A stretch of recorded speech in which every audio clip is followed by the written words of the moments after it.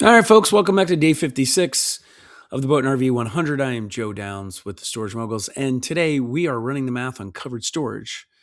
One capital decision that can add 40 to 60% to your revenue per space. And the people in this community are doing stuff like this right now, not planning to, doing it. And I'm talking couples, husband and wives, entrepreneurs, solopreneurs, all actively working through deals like this between 400,000 and 2 million. Why that range? Because it's financeable, it's digestible, it's real. And that's the room. And if you want to be in it with folks doing that, I'm like, if that's what you want to do, you should be joining storagemoguls.ai and become like all the other folks in our community that are finding deals. You can start for free and then you can level up at your own pace. We've got the full pathway for you from, I think this is a good idea, to owning and operating your first facility. But back to today, because most operators have not run this math yet, so let's fix that. Here's the fundamental dynamic. Boat and RV tenants will pay significantly more to store their vehicle under cover. Not marginally more, I'm talking 40 to 60% more, and that's typical in most markets. A facility charging $150 per month for open air spaces can now typically charge $210 to $240 for covered space of the same size. And the reasons are obvious once you think about it. From the tenant's perspective, you got UV degradation on a gel coat finish or on an RV roof, and that's real and that's expensive. And you also have rain, hail, and debris accumulation, and they damage high-value vehicles over time. So a boat owner just paid 80, 100, 150 grand for a vessel is going to spend another 60 or more a month to keep it under cover, and the math is not that complicated for them. So what this means for you as an operator, if you have an open air land, or if you have land with open air that can support covered structures, you have a value creation opportunity sitting on your property if the demand's there.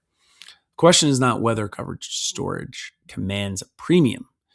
We already know it does, consistently and predictably. The question is whether your site, your zoning, and your capital support the addition, and we can answer that today.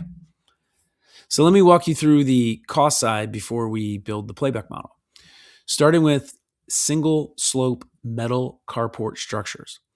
What is the most common, which is the most common covered storage format for boat and RV facilities? They run 8 to 15,000 per space installed. And I know the range is wide, but it's because it's driven by three factors: the size of the space, the region you're in, and the contractor. Right. So a 14 by 50 foot wide deep single slope carport in the southeast will be on the lower end of that range. But for the same structure in the Northeast or Pacific Northwest, it's going to tend towards the higher end of the range. The key design spec here is minimum 14-foot clearance height for most Class A RVs. Now, if you want to serve the full Class A market, including coach-style motorhomes and larger fifth wheels, you're going to want to plan for a 16-foot clearance. This is not a place to cut corners. A covered structure that can accommodate a 14-foot tall RV is serving a narrower tenant mix than you planned, and your premium rate will suffer accordingly. Good news, metal carport structures are modular, so you can add rows incrementally as demand proves out, which is exactly the sequencing we recommend for most operators. Here's the simple playback model. Structure, you got your structure costs, $12,000 per space, let's say. Monthly rent premium for covered versus open air is $150 per month, right? Annual premium revenue then is $1,800 per space. Simple payback on the premium alone, $12,000 divided by $1,800 is 6.7 years. That's not fast. I get that. And that doesn't sound too sexy, but that's not the right way to look at it either. You're not just capturing the premium, you're capturing the full rent. So if your open air rate is at 180 and your covered rate is 240, the total annual revenue from that covered space is $2,880.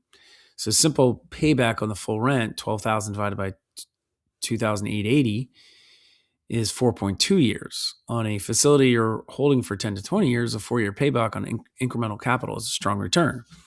And that calculation doesn't account for the NOI multiplier. So if your facility trades at a 7 cap, every $2,880 of annual revenue is a gross amount. You add is a gross $41,000 in asset value at disposition. So a $12,000 structure that adds a $41,000 in gross value is a 3.4x return on capital before you account for the income during the whole period. It pencils.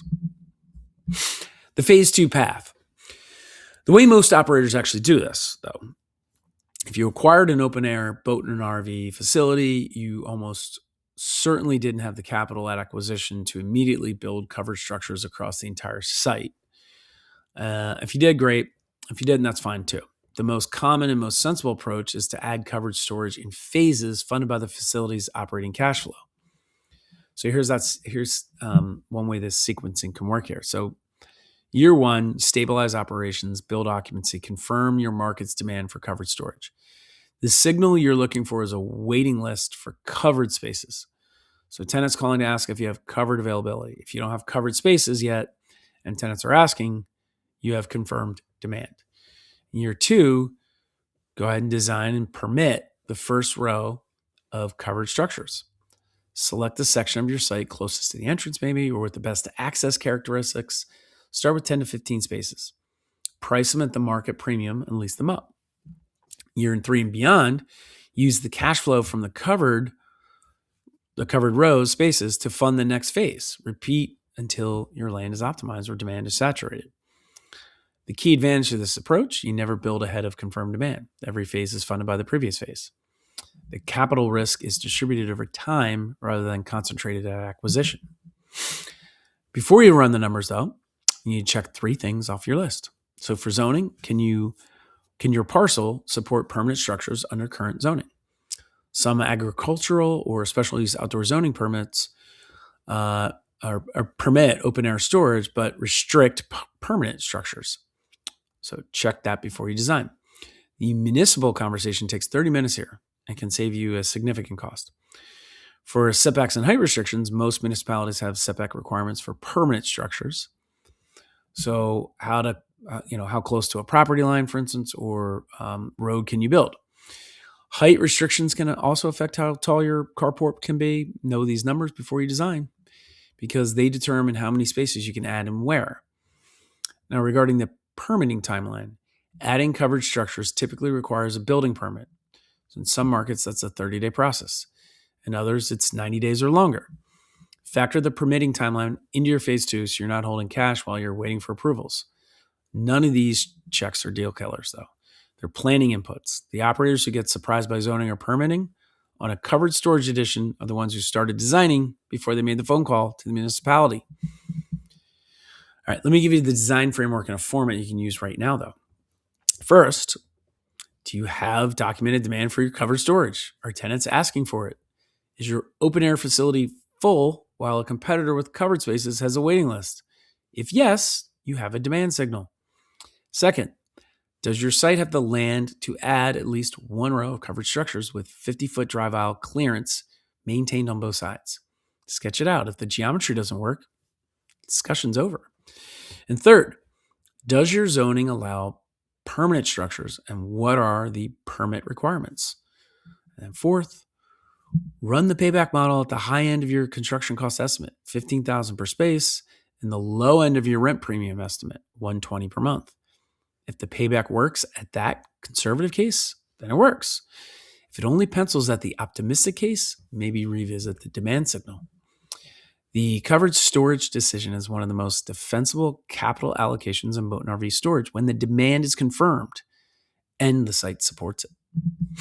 Here's the frame. Covered storage is not a luxury upgrade. It's a demand-driven capital decision with a predictable premium, a calculable payback, and a meaningful NOI multiplier. But you got to run the math before you decide. The math almost always works, but you got to run it. All right. If the covered storage math gave you something to model, like this video, that's exactly what it's designed to do. Subscribe for day 57, ancillary revenue from amenities like air, rinse stations, vacuums, propane, one of the most overlooked income streams in this vertical. We're covering exactly how to turn them into consistent cash flow. And then share this with boat and RV operators sitting on an open air land who's never run the payback model or don't offer to buy it. The numbers are usually better than they expect. StorageMoguls.ai for covered storage ROI calculator. It's there. Sequencing framework. Operators have already done this addition and more are there. It's free to join. So join Storage Moguls, run the math, build what the demand supports. See you tomorrow.